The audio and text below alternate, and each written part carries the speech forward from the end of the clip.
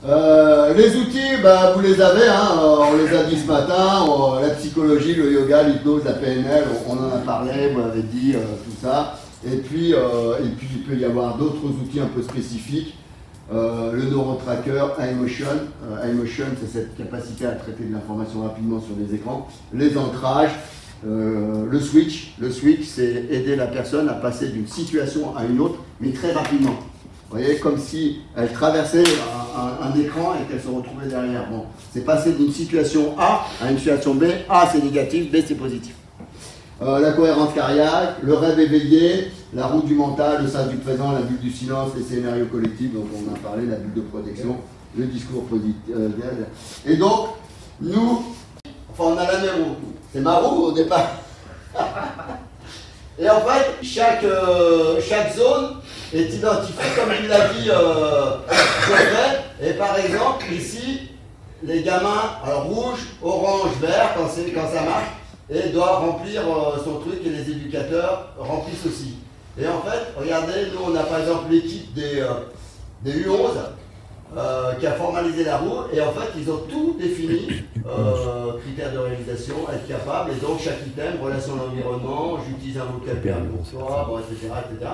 Et en fait ils ont défini tous les critères, et ça se distribue, alors pas forcément comme ça, voilà, ça peut être comme ça.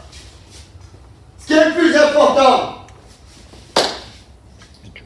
c'est pas que le gamin mette oh, il a mis vert là ou il a mis rouge, on s'en fout ça. Ouais, j'ai réussi à utiliser, à ranger mes portables le soir là. Ouais, c'est bien, mais comment on doit... Non, ça c'est pas le plus important. Le plus important, c'est qu'il manipule les choses et qu'il gagne en contrôle. Ça fait combien de fois qu'il travaille là-dessus? Là, ça fait 6 mois. On s'en fout qu'il est... Alors c'est bien de dire qu'il est passé de là à là, mais ce qui est important, c'est qu'il manipule. C'est qu'il contrôle, qu'il gagne de plus en plus en contrôle. Donc, ça fait 6 mois qu'il tape la balle. Ça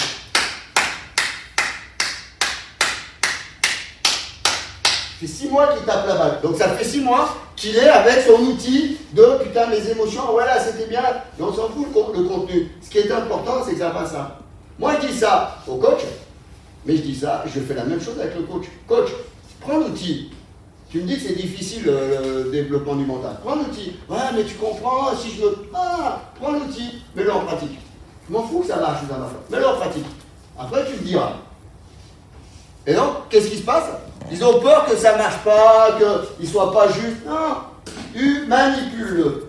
Et donc, plus le coach va le manipuler, plus il va gagner en contrôle, plus ça va devenir, il va devenir expert, jusqu'au jour où ça va rentrer dans une forme d'automatisme. Et donc le joueur, plus il va le toucher, la répétition, plus il va le toucher, plus ça va devenir automatique et il va être autonome là-dessus. C'est-à-dire la gestion des émotions, au début c'est conscient, donc je monte dans la voiture, j'apprends à conduire, levier de vitesse, embrayage, accélérateur, donc deuxième fois je mets levier de vitesse, embrayage, accélérateur, vous voyez mon regard? Là, 40 ans après, j'ai... boum, boum, boum, boum, t'es vite quoi, mais là c'est pareil. Au début c'est levier de vitesse, embrayage, gestion des émotions, concentration, jusqu'au moment où c'est boum, boum, boum, boum. Et donc c'est ça, plus ils sont en contact avec et plus ils répètent, c'est un élément de l'apprentissage, la répétition. Un élément de l'apprentissage. 5 leviers de l'apprentissage. 1, une chose à la fois. 2, les rendre acteurs. 3, accepter, mettre de la répétition, pardon.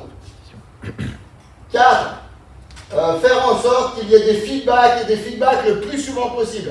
Et dans les feedbacks, il y a l'erreur. 5, créer de la variété.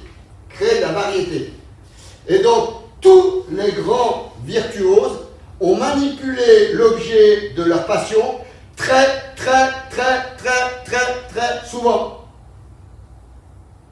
Il y a des études qui montrent que c'est entre 5000 et 10 000 contacts avec l'objet de la passion.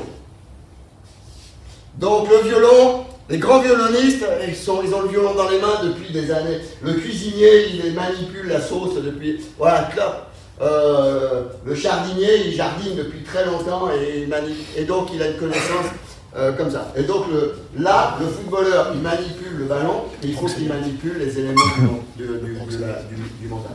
Et n'allez pas dans le contenu trop vite en disant putain, mais c'est pas trop juste ce que tu as marqué, mais non, oh, toi tu as vu ça, et moi j'ai plutôt vu comme ça, toi tu as vu comme ça, bon bah très bien, vois comment. À rigueur, on s'en fout un peu quoi. Que toi t'es marqué, tu vois, par rapport à la question qu'on t'a posée tout à l'heure, bah, l'idée c'est qu'il gagne la question. L'entraîneur est venu me voir, on en a discuté, donc il dit qu'il y a 4 émotions: peur, colère, tristesse, joie. Et il va faire un processus de travail, dans un premier temps, avec les filles, où il va parler des émotions, et surtout, à un moment donné, donc, il va faire des travaux de groupe. Donc, il va faire un truc en salle, parce qu'avant d'aller sur le terrain sur les émotions, il veut que les filles aient une représentation de ces émotions. Donc, il va les faire travailler. C'est quoi des émotions? Donc, vous, travaux de groupe 4 sur la colère, la tristesse, la joie, etc. Donc, elles vont s'approprier ça, elles vont partager, etc. Et ensuite il va faire en sorte de l'appliquer sur le terrain et que les joueuses évaluent leur manière d'avoir géré les émotions. Donc, j'ai plutôt bien géré, bon, etc., etc. Voilà, donc il crée un outil où les gamines disent j'ai contrôlé, j'ai pas contrôlé, j'ai lâché le truc, j'ai pas lâché le truc.